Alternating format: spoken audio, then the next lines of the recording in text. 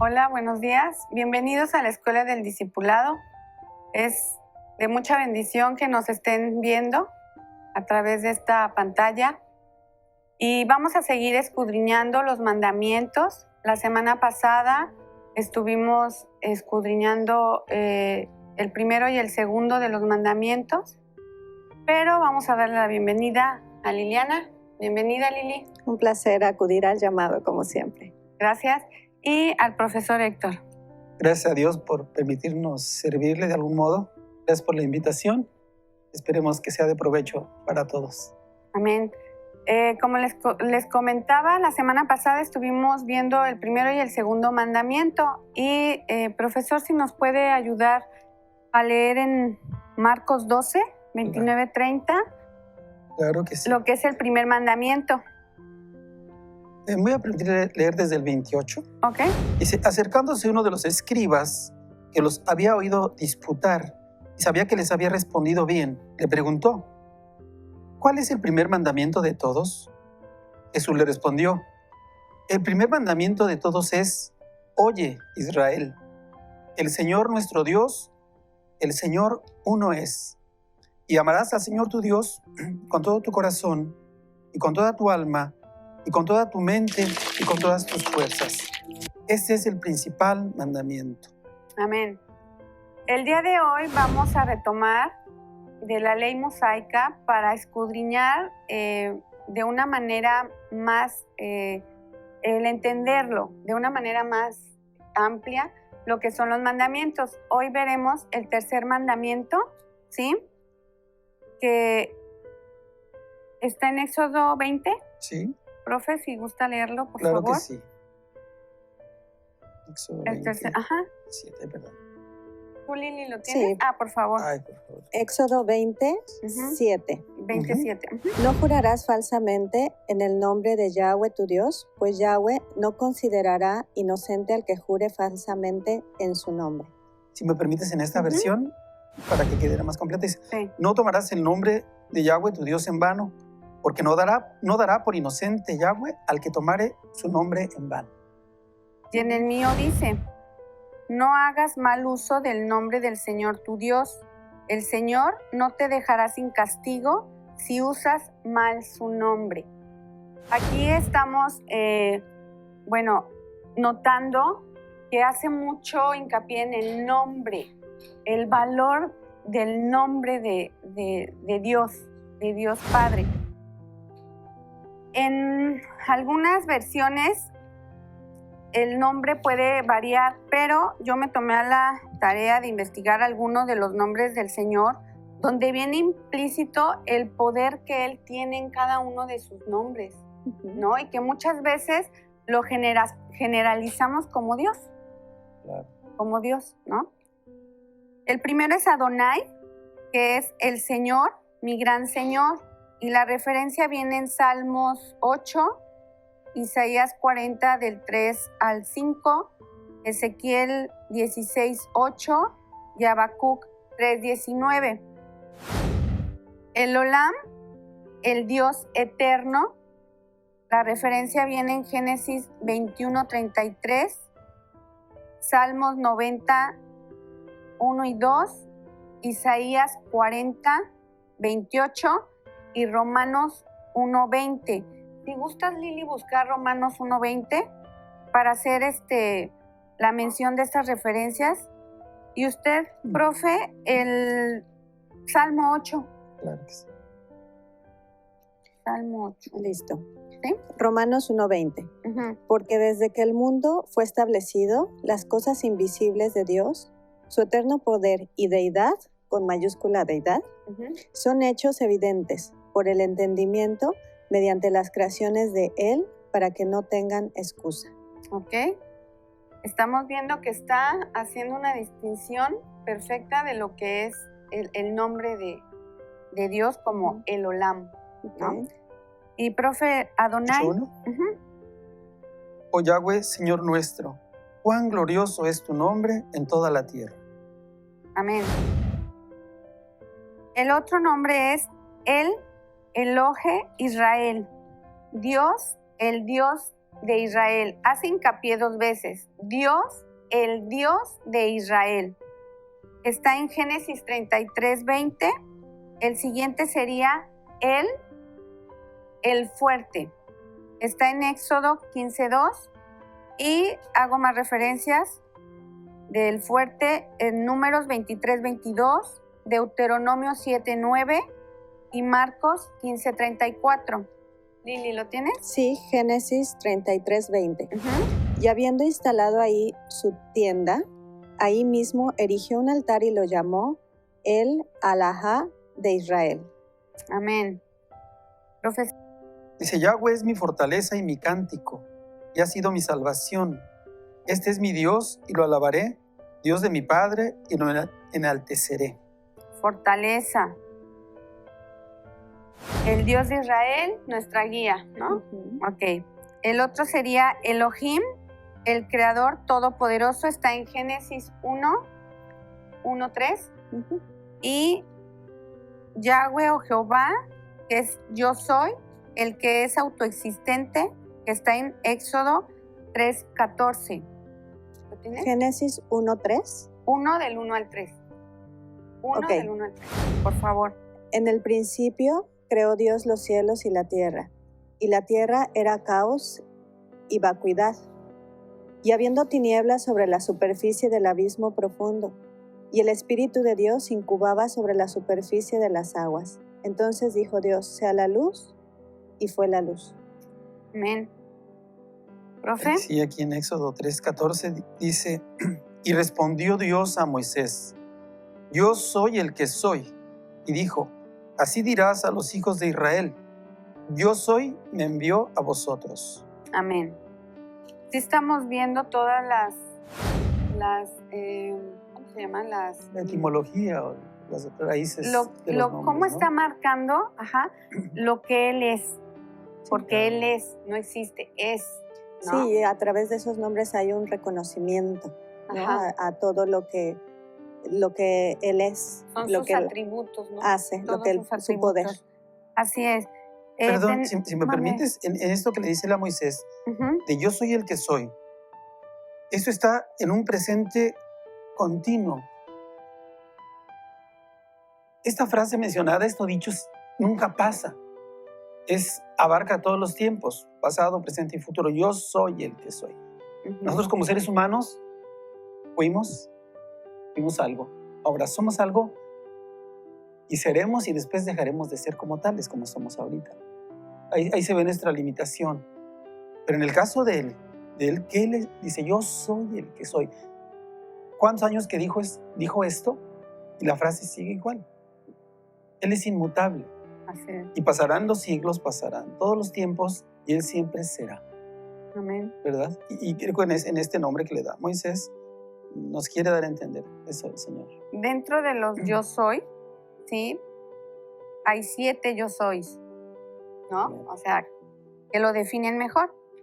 Yo soy la vid verdadera, que viene en Juan 15, del 1 al 5. Yo soy el pan de vida, que viene en Juan 6, del verso 35 al 48. Yo soy el camino, la verdad y la vida, que viene en Juan 14, 6. Yo soy la luz del mundo, que viene en Juan 8, 12. Y en el capítulo 9, verso 5. Yo soy la puerta, que viene en Juan 17. Yo soy el buen pastor, que viene en Juan 10, del verso 11 al 14. Y yo soy la resurrección y la vida, que viene en Juan 11, 25. Creo que el Señor define de todas formas quién es Él, ¿no? Uh-huh. O sea, tanto Él como su Hijo, Jesús, ¿quién es? Como usted dice, lo que existe tiene un término y Él no existe, Él es. El eterno. Es eterno, es el Creador, Todopoderoso. el Todopoderoso, ¿no? Hay otro nombre que es el Shaddai, Uh-huh. el Todo Suficiente, el Dios de las montañas, Dios Todopoderoso. Y viene en Génesis 17, del 1 al 3. Y el siguiente es Emmanuel, Dios con nosotros, yo soy. Y viene en Isaías 7:14. Doy más referencias del Shaddai. Viene en Génesis 48:3. Otra referencia en Génesis 49:25. En Génesis 35:11. Y en Salmos 92. Y Emmanuel viene en Isaías 8, del verso 8 al 10. Y en Mateo capítulo 1, verso 23. Si gustas darle lectura al Shaddai en Génesis 17:1-3, por favor. Dice, aconteció que cuando Abraham tenía 99 años, Yahweh se apareció a Abraham y le dijo, yo soy el Shaddai, Dios sea agradable ante mí e irreprensible, y estableceré mi pacto entre tú y yo, y en gran manera te multiplicaré. Entonces Abraham se postró sobre su rostro, y Dios habló con él diciéndole, he aquí mi pacto, establezco contigo y serás padre para multitud de naciones. Tengo otra referencia también de Shaddai en Éxodo 6, 2 al 3. Y añadió Yahweh a Moisés diciéndole, yo soy Yahweh, que me aparecí a Abraham, a Isaac y a Jacob como el Shaddai Dios, pero el nombre Yahweh no se los di a conocer. Y estaba yo también estudiando una parte en el Génesis en donde dice que en el tiempo de Set, por ese tiempo se empezó a invocar el nombre de Yahweh. O sea, no había sido dado el nombre de Yahweh, sino justamente todo este análisis que estás haciendo de los nombres. Sí, porque antes se adoraba a los otros dioses paganos, ¿no? Y se les puso efectivamente el nombre de Dios. Por eso aquí hace hincapié en que el nombre de Él como Creador, como Todopoderoso, nos debemos de referir con estos nombres. Él hace referencia en esto, no como Dios, porque muchas veces hasta preguntan, ¿no? ¿Es Dios con D mayúscula o con D minúscula? Entonces sí llega a haber como una cierta confusión.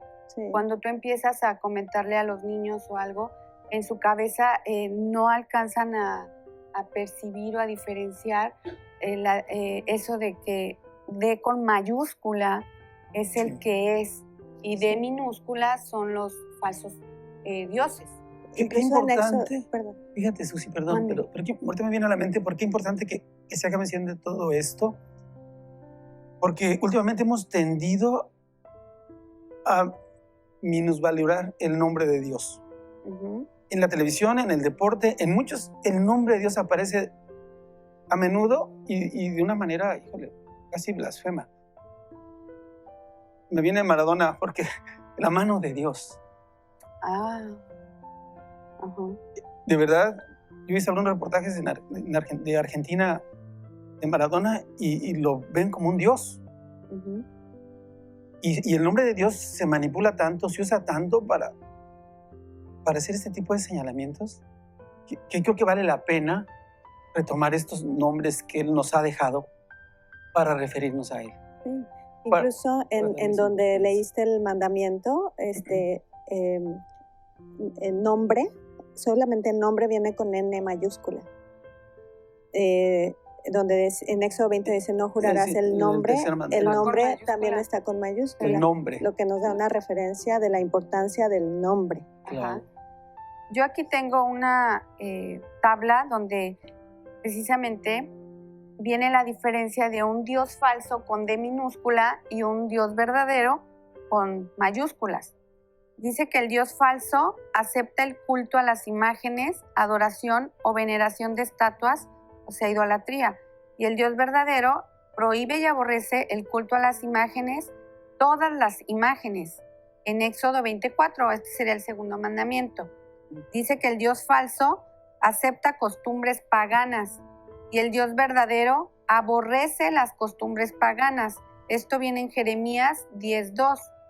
El Dios falso tiene mediadores y el Dios verdadero tiene un solo mediador, Jesucristo. Y esto se refiere en 1 de Timoteo 2:5. El Dios falso, el cielo tiene miles de intercesores, Y en el Dios verdadero tiene dos intercesores, Jesucristo, en Hebreos 7:25, y el Espíritu Santo, que es cuando ya mora, ¿no?, con nosotros.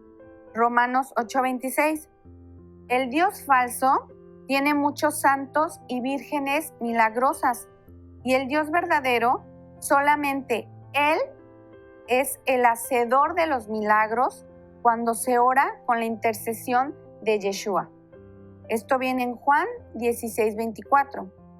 El Dios falso tiene variedad de santos y vírgenes que reciben las oraciones. El Dios verdadero, solamente Él recibe las oraciones. En Lucas 11:2. El Dios falso, la sangre de su Hijo no es suficiente para su salvación. Necesita de purgatorios, indulgencias, rituales y más sacrificios, ¿no? Y el Dios verdadero, su Hijo con mayúsculas, es el único con mayúsculas y suficiente Salvador con mayúsculas. Esto está en Hebreos 7:25. Creo que muchas veces, como se hace costumbre en el diario vivir, ¿no? Por ejemplo, en mi caso yo no tomaba en cuenta esa diferencia de como lo oyes y es parte de como una cotidianidad, no le tomas esta importancia. O el hecho de buscar por qué, ¿no? ¿Qué diferencia hay? Pero sí me llamó mucho la atención lo que tú comentabas, Lili, de que la palabra Dios se puso por los ídolos. Y nosotros debemos de hacer ese cambio de nombrarlo como debe ser, con estos nombres. Sí. Porque Él nos los presenta en la palabra, cómo se debe de mencionar. También en otros viene que es el Rey de los ejércitos. O sea, en los nombres hebreos, en sus significados de los nombres hebreos, Él hacía presencia. Jehová Jireh, proveedor. O sea, sí, ¿no? Hacía presencia de lo que Él iba a hacer en cada uno de las personas. La manifestación de Él. De su poder. Así es. Del propósito que tenía cada uno. Pero cada uno de los nombres tenía una relación directa con el poder del Señor. Sí. Se hacía manifiesto, ¿no? Bueno. Dice en Levítico 19:12. No traigas vergüenza al nombre de tu Dios al usarlo para jurar en falso. Yo soy el Señor. Hablábamos de que muchas veces usamos a la ligera el nombre de Dios. Yo me acuerdo cuando estudiaba que empiezas a hacer los exámenes ya para finalizar y haces un recuento de los daños, ¿no? Ay, Señor, mira, es que yo sí he sido desobediente y pues me he portado mal con mi mamá y he echado una que otra mentirilla, pero si tú me ayudas, te prometo. O sea, ¿cuántas promesas hice yo, en lo personal, que de verdad ni me acuerdo? No me acuerdo. Y el hecho de que, por ejemplo, yo estaba en el catolicismo, pues yo no tenía estas enseñanzas, no profundizábamos, no escudriñábamos, porque no salíamos de ciertos versos todos los años. Y ahora que lo conozco, de verdad, quiero hacer memoria de todos los compromisos que yo hice con el Señor, que no me acuerdo, porque en su nombre dice que no vas a jugar con Él, que con Él no juegas. Pero Él sí se acuerda. Exactamente, ¿no? Y digo, Él usa todo lo que está alrededor para manifestarse y recordarte lo que tú haces o dejas de hacer, ¿no? Y te viene como un baldazo de agua fría y dices, wow, todo eso prometí, por eso estoy así, por eso me está pasando, porque no cumplí mi promesa. Sí, hace rato tú comentaste algo muy importante. Me hizo recordar pues mi actitud antes, ¿no? Tú decías, aunque uno no esté en la palabra, de todos modos uno sabe qué es bueno y qué es malo. Y decías, cuando uno está en aflicción, recurre al Señor. Aunque no esté uno en la palabra. Sí, es cierto. Y yo lo viví, que cuando no estaba en la palabra, pero tenía algún problema, entonces inmediatamente recurrí al Señor. Y hacer promesas o pedir y hacer como un trato con Él. Si me concedes esto pasa. Yo recuerdo claramente que lo llegué a hacer, pero una vez que pasaba el problema, me olvidaba completamente, ¿no? Y otra vez, otro problema y recurrir a Él. O sea, uno sí está bien consciente de la relación con Dios. Pero se maneja uno por conveniencia. Conveniencia, ajá. Y ahora que estamos ya nosotros en esto, yo creo que ya le damos la seriedad que se le debe de dar al nombre de Dios y a las promesas o a los tratos que uno tiene que hacer con Él. Es que no analizamos las promesas, no analizamos nuestras palabras, nos gana la desesperación, ¿sí? Y el hecho de que no le conocemos. Así es. Yo comentaba, por ejemplo, cuando tú eres separado de tu padre y luego tienes que retomar otra vez la relación con él, tú no sabes quién es él, aunque sea tu padre. ¿Qué es lo que hace que tú sepas cómo es tu papá? La convivencia, el trato, la relación. Entonces, el Señor en la palabra nos dice cómo debe de ser nuestra relación con Él, para conocerlo, para saber cómo nosotros debemos de caminar, ¿no? Porque no podemos estar dando palabrerías, sí. Porque es como ponerte una soga al cuello, porque no sabes qué va a pasar. Seas o no seas creyente, las promesas que tú haces las tienes que cumplir. Sí.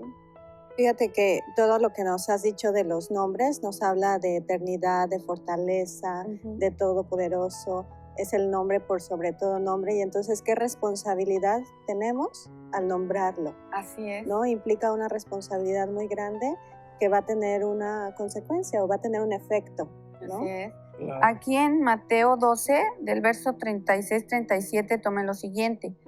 Por tus palabras serás justificado y por tus palabras serás condenado.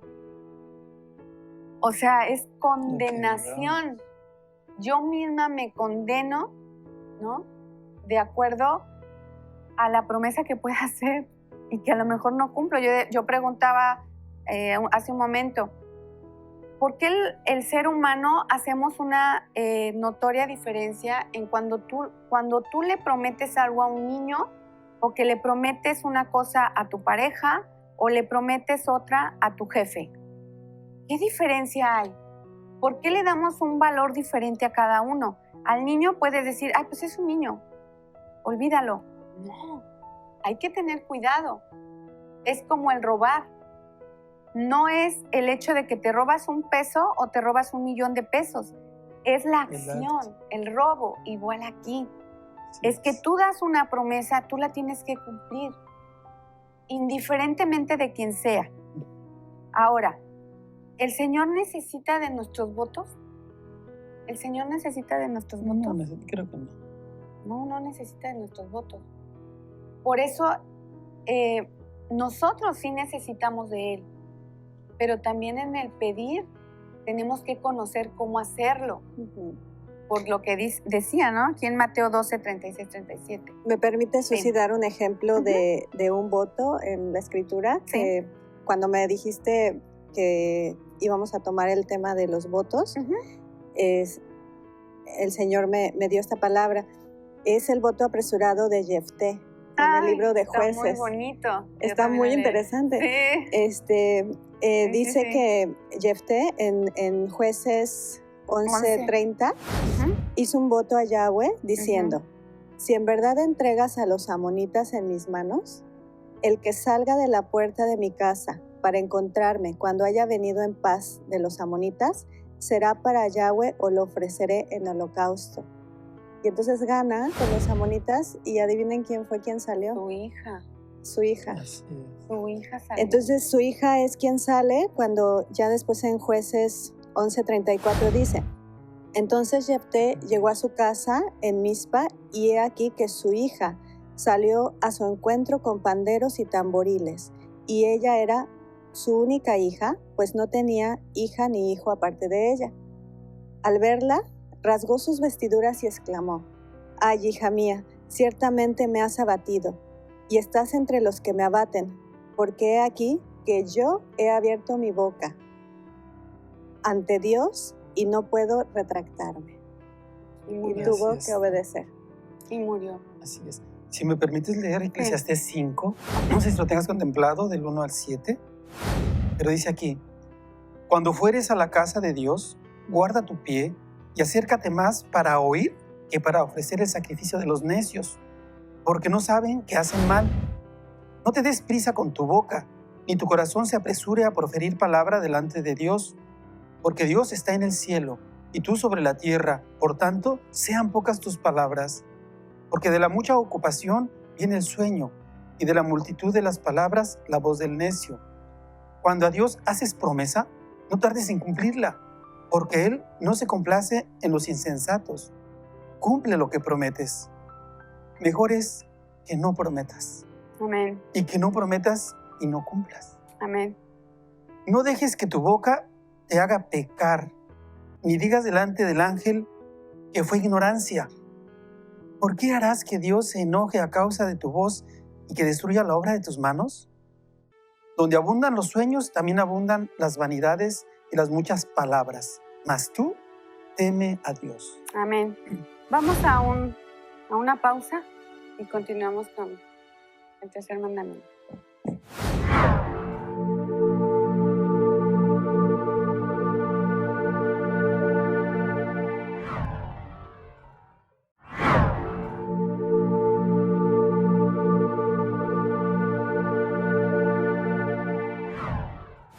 Y continuamos. Estábamos platicando y se me hizo muy interesante lo que leyó. Sí. Creo que el Señor es claro en lo que nos pone en su palabra, ¿sí? Y algo que me viene a la mente es cuando nosotros blasfemamos contra Él. ¿Qué tan fuerte puede ser la blasfemia cuando usamos el nombre del Señor? La blasfemia dice que es un término que denota un lenguaje difamatorio o injurioso hacia Dios, palabras y actos que atentan contra el honor, la honra y la fama de las personas. Y vienen varias palabras, ¿no?, de lo que podrían ser las blasfemias. Las maledicencias, que es la acción de maldiciones o difamar. Las maldiciones mismas, que es la palabra o la frase grosera, que es la que se usa. Las afrentas, que son los hechos o insultos que ofenden gravemente la dignidad, el honor y la credibilidad. Las calumnias, que son las acusaciones falsas con intención de dañar. Las injurias, que son ofensas o agravios. Y la imprecación, que es la exclamación con que se expresa el deseo de que alguien reciba un daño o sufra un mal. Dice el Señor aquí ¿dónde está? En Apocalipsis 13:6 y profesor en Apocalipsis 16:9 nos habla de la blasfemia. Creo que el hecho de que lo corroboro lo que decíamos en Mateo 12, 36-37, hablamos sin pensar, lanzamos palabras de acuerdo a lo que tenemos en nuestro corazón y también por ignorancia, porque no conocemos al Señor, no conocemos lo que Él nos quiere para nosotros y siempre creemos que, el Señor es un Dios de amor, es un Dios de bondad, Él busca salvarnos y Él hace hasta lo imposible por rescatarnos. Sí. Y en su ley también hay justicia cuando nosotros no le escuchamos o le desobedecemos, o como ahorita, ¿no?, que blasfemamos, ¿no? ¿Si gustas leerlo, Lili? Sí, antes de leerlo nada más quisiera aportar a la definición que dijiste de blasfemia. Okay. En el glosario de la Biblia Peshitta también dice que no solamente son palabras, sino que también pueden ser escritos o señas. Okay. Bien, dice, y abrió su boca en blasfemia contra Dios para blasfemar contra su nombre, y contra su tabernáculo y contra los que habitan en el cielo. Apocalipsis 13:6. Y en Apocalipsis 16:9 dice, y los hombres se quemaron con el gran calor y blasfemaron el nombre de Dios, que tiene poder sobre estas plagas, y no se arrepintieron para darle gloria. Fíjense que es muy importante porque a veces bueno, no sé cuántas personas blasfemen o de acuerdo a su condición, pero empiezan a sucederles cosas que no se las explican, ¿no? Yo me acuerdo de varios actores o cantantes que decían o blasfemaban que ellos eran mejor que Dios y en determinado tiempo morían. No sé si ustedes escucharon algo así, o sea... De hecho, yo creo que es más común de lo que nos podemos dar cuenta. ¿Cuántas veces gente que a veces vive situaciones que para nosotros son difíciles, como la muerte de un familiar o enfermedades graves, y le reclaman a Dios? Y caen a veces en blasfemia cuando ofenden, cuando con palabras ofensivas se dirigen a Él. Esto es más común a veces de lo que nosotros pensamos. El hacer un reclamo a Él por X situación y le ofendemos. No nos ponemos a pensar que le ofendemos. Y lo relaciono con lo que leí con este versículo 9. Perdón, si ya que era otro. Porque dice, y no se arrepintieron para darle gloria. Es decir, nosotros a veces ofendemos, los que caemos en eso, los que han caído en eso de ofender a Dios de alguna manera, veo detrás el orgullo, ¿no? El no reconocer que le estamos ofendiendo y quedarnos así. Y entonces no alcanzamos a entender lo que Él debe significar a nosotros. Nuestra conducta. Exactamente, como que casi nos ponemos al nivel de exigencia de Él mismo. Queremos exigirle y ya le exigimos. Ajá. Pero es porque no entendemos o no hemos comprendido o conocido lo que Él es. Porque seguimos ignorantes. Así es. ¿Sí? Y nos ponemos al nivel de Él. Así es. Y tú decías, luego vienen las consecuencias. Y luego estamos ahí preguntando, llorando, reclamándole, ¿sí? Y luego hacemos votos o promesas. Cuando una promesa es un compromiso. Dice que la promesa es un compromiso que asume una persona con otra a través de la palabra al comprometerse en el cumplimiento de una acción en concreto. Cuando nosotros prometemos algo al Señor, tiene un tiempo estipulado para que nosotros lo cumplamos. Cuando no lo cumplimos, porque se nos olvida, porque se nos hizo fácil hablarlo, pedirlo, ya me lo resolvió, ¡fum!, me doy la vuelta. Decíamos, el caso muy típico es de que estás en una situación muy fuerte, muy delicada y te humillas, le ruegas, le imploras, le suplicas y haces un voto, una promesa. Pasa un mes, la persona está mejor o se te arregló tu situación y continúas con la vida que tenías antes de que te pasara eso. Y es muy normal en nosotros, es nuestra condición. Regresar, o sea, como los cangrejos, nos volvemos a hacer para atrás. Ahorita que mencionas esto, Sí. Entonces vale la pena dividir. Por un lado está el blasfemar, que sería, o afrenta, que es ofender a Dios, ¿verdad? En su nombre. Y por el otro lado, el hablar de más prometiendo. Serían como dos cosas que tendríamos que diferenciar, ¿verdad? Una, tener cuidado de no ofender a Dios con nuestra lengua. Así es. Y por el otro lado, tener cuidado de no prometerle algo Que no vas y a que eso no voy a cumplir. Así es. Porque ambos tienen consecuencias. En Gálatas 6:7 dice, no se dejen engañar. Nadie puede burlarse de la justicia de Dios. Siempre se cosecha lo que se siembra. Entonces, Si nosotros estamos hablando, prometiendo, pues el Señor nos va a dar lo que estamos haciendo. Claro, porque además ¿No? se contrapone totalmente contra el mandamiento, porque cuando hacemos un voto, un juramento, una promesa, digamos a nivel psicológico, estamos poniendo toda nuestra intención, o sea, es deliberado, no nada más lo hago porque sí. Okay. Estoy poniendo toda mi intención, toda mi energía, toda mi conciencia, toda mi entrega hacia ese juramento. Entonces lo que me hizo pensar fue totalmente lo opuesto al mandamiento. Amarás a Yahweh tu Dios con toda tu alma, con todo tu corazón, con toda tu fuerza, con toda tu mente. Entonces, este juramento o este falso juramento tiene esa intención destinada hacia otro lugar, ¿no? Y no hacia tu Dios.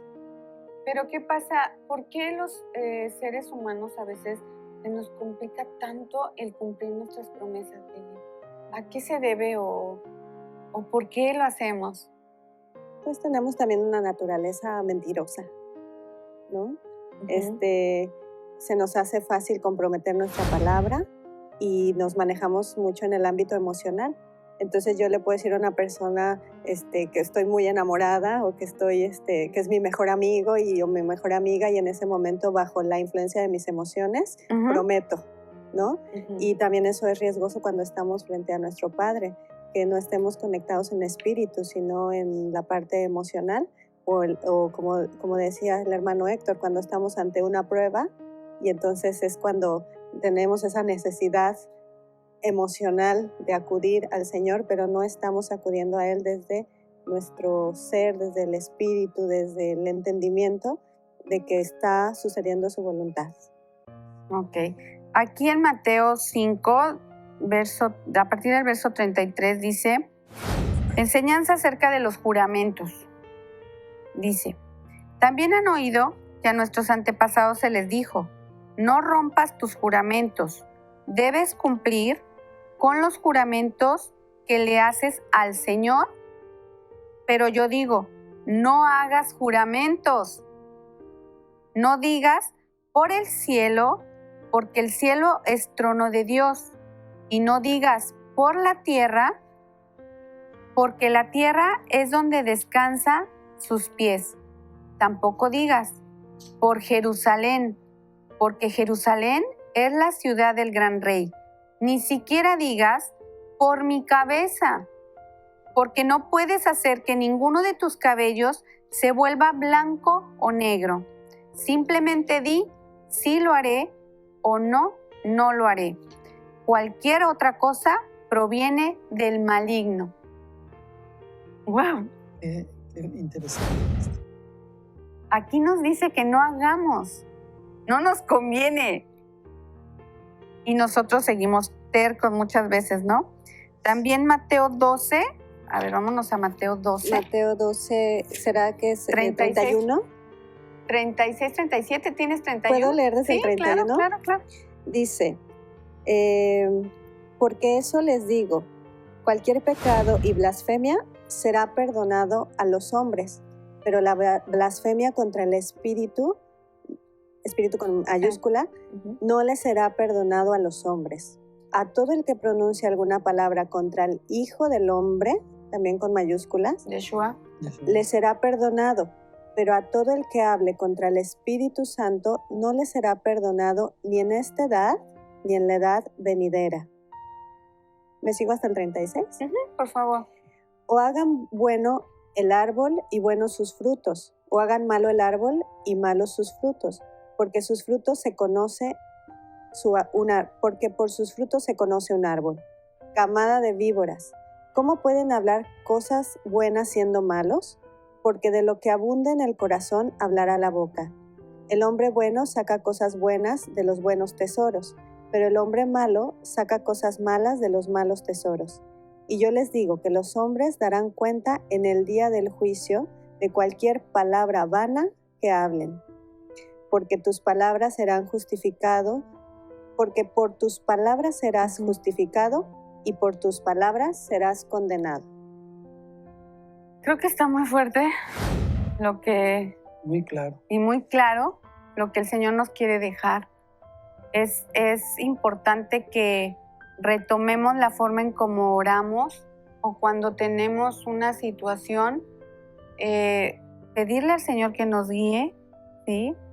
Para poder entregarnos, ceder nuestra voluntad, que era lo que decías, Lili, que es muy importante el ceder la voluntad. Pero yo comentaba, por ejemplo, a mí me costaba entender qué era ceder mi voluntad. Yo decía, ¿de qué me están hablando? ¿Cómo cedo yo mi voluntad?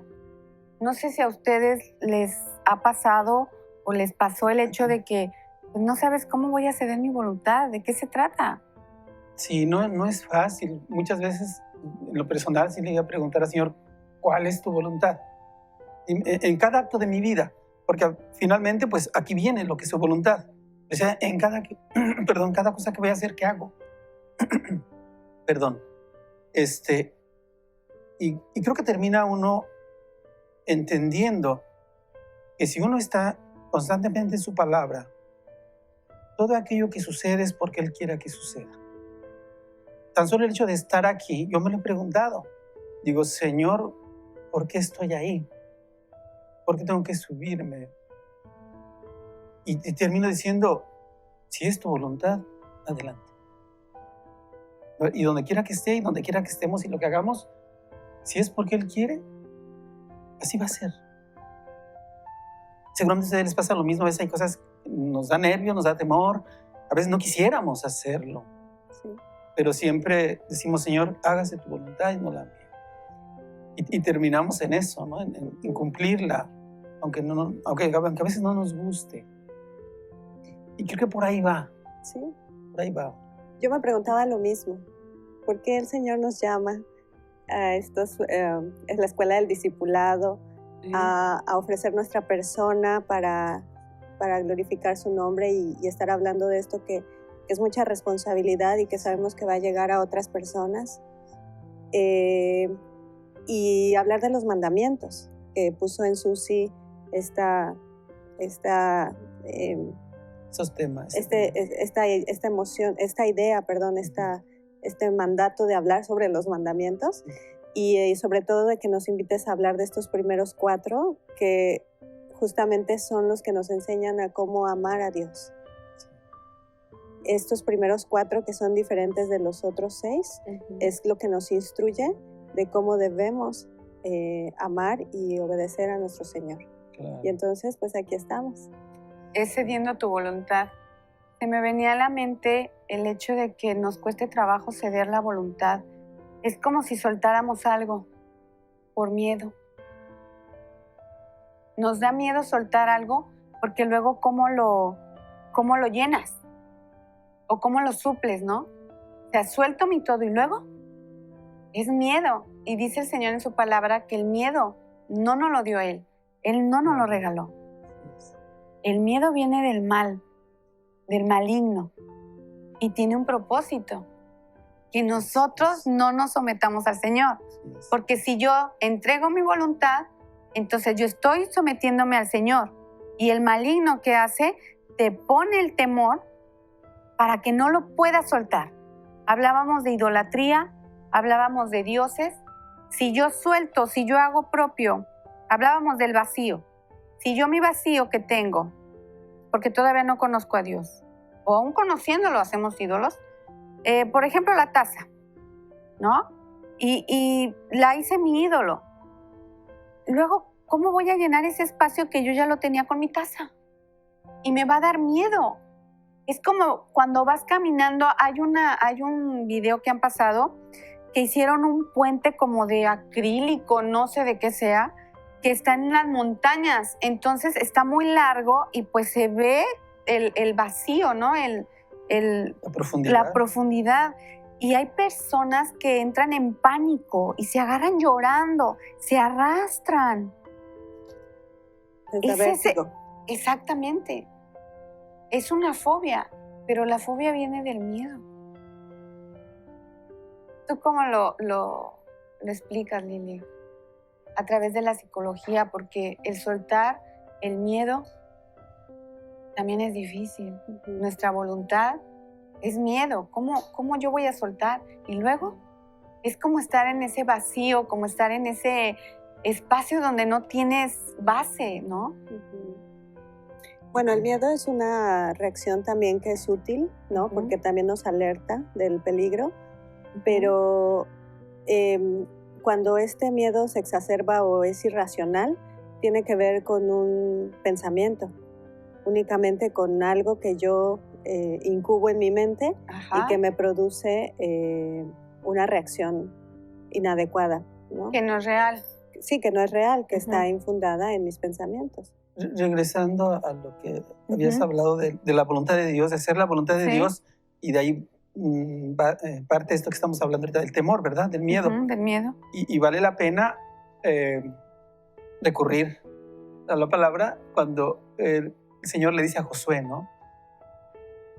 Que no temas. Sé valiente, yo estoy contigo. Yo creo que eso lo tenemos que hacer nuestro también nosotros y partir de ahí. Y cualquier cosa que se quiera oponer a la voluntad de Dios, que nos quiera frenar el enemigo a través del temor, tomar eso y decir, sé que estás conmigo. Y entonces cumplir con su voluntad. Se llama fe. Se llama fe. Ese miedo yo lo voy a suplir por fe. Porque si yo tengo fe, no tengo por qué dudar. No tengo por qué tener temor. ¿No? Y si creemos en ese gran yo soy, exactamente. si creemos en ese todopoderoso, sí. Entonces, pues, sí, no debe de existir el miedo en nosotros ya. Aquí tengo otra forma en cómo también se jura.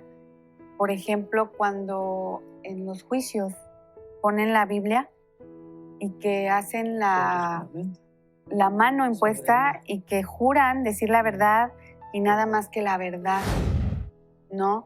Estamos viendo que, si en un juicio se tratan temas muy delicados y tienes que hablar con la verdad, ¿cómo la verdad, cómo en una sociedad que no acepta regirse por la palabra, cómo hacen uso en esos lugares? ¿Sí me entiendes? Sí. Es contradictorio.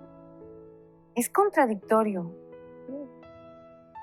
A mí me estaba pensando en la imagen. Sí, y entonces la mano. Es como totalmente incongruente porque todos los juicios del Señor son justos y rectos. Y si estuviéramos en la palabra, solamente permitimos que esos juicios lleguen y sucedan. Así es. Pero al ponerla como un juramento como testigo ante los hombres, no ante Dios, sino ante los hombres, de que yo por mi fe voy a decir la verdad, cuando el único que sabe la verdad es Yahweh. Y además, y yo sé parte de esa verdad. Y además lo están usando como un libro cualquiera. Ajá. O sea, no tiene el valor real. No espiritual. Es se podría decir que es un símbolo para que ellos usan para... Sí. Y ya es un protocolo. Para darle más credibilidad. Y ya es un protocolo, porque no me van a decir que no mienten. Sí, y más como comprometer la moral y no la espiritualidad. Exactamente. Porque si todos nos rigiéramos de esa manera, pero siendo conscientes que es espiritual, bueno, otras cosas serían en lo que es el gobierno del ser humano, ¿no? En lo que son los regentes y todo lo demás. Pero sí lo usan ya como un símbolo, nada más, como dices tú, para callar la moral. Sí. No quisiera, ¿no? Sí. Perdón, tengo esto en mente desde hace rato y no quisiera dejar pasarlo antes de terminar el programa. Sí, dígalo. Porque estamos hablando del nombre de Dios y de su uso, ¿verdad? Y de no caer en blasfemia, en ofensa hacia Él, sino darle el uso correcto. Y me llama mucho la atención esto que voy a decir porque creo que resume y nos ayuda a entender cómo expresarnos ahora. ¿Qué nos dice la palabra que de ahora en adelante cuando pidamos algo nos refiramos a pedir algo? ¿En el nombre de quién tiene que ser? De Yeshua. De Yeshua. ¿Verdad? Yo creo que esto nos ayuda mucho. Antes decíamos referirnos a Dios podría ser hasta ambiguo por tantos dioses que ¿Qué? el hombre se ha creado. Sí. Pero yo creo que esto nos ayuda ahora diciendo, cuando pidas algo, pídele en nombre de Yeshua. Así es. Y ahí yo siento que se resumen muchas cosas.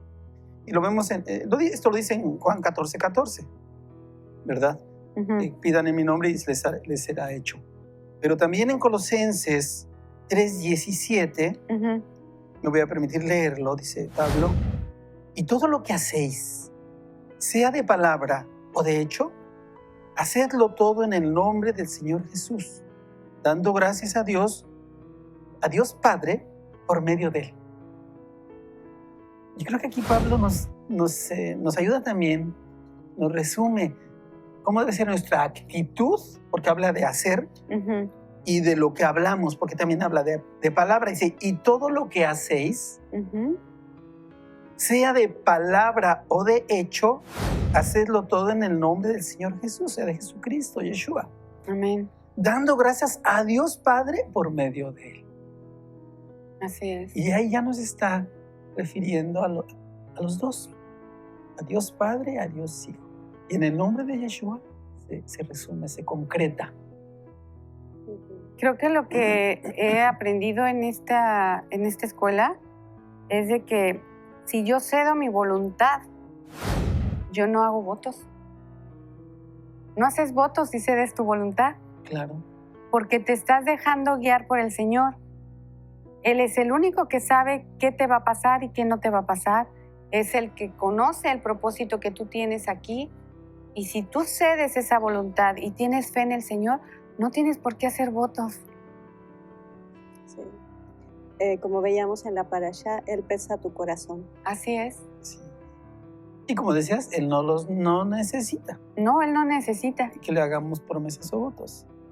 Hermanos, nosotros los invitamos a que sigan escudriñando la palabra y que pues hagamos un análisis de lo que podamos recordar de todos los votos que hayamos hecho al Señor y pedir perdón, porque muchas veces no los hemos cumplido, desde un pequeño hasta un adulto.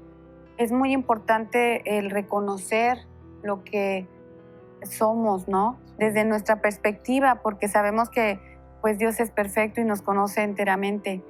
Pero es el primer paso, que nosotros reconozcamos lo que hacemos, lo que dejamos de hacer en el nombre del Señor, cómo es nuestra vida, cómo queremos que Él la lleve, ¿no? Entonces, entregando nuestra voluntad y buscándole solamente. Yo les agradezco, Lili, por estar aquí. Muchas gracias. Muchísimas gracias y te invito también para la próxima semana que estaremos escudriñando el cuarto mandamiento, profesor. Muchas gracias. Igual la invitación para que esté la próxima semana platicando, escudriñando de la palabra. Y a ustedes muchísimas gracias. Que Dios los bendiga.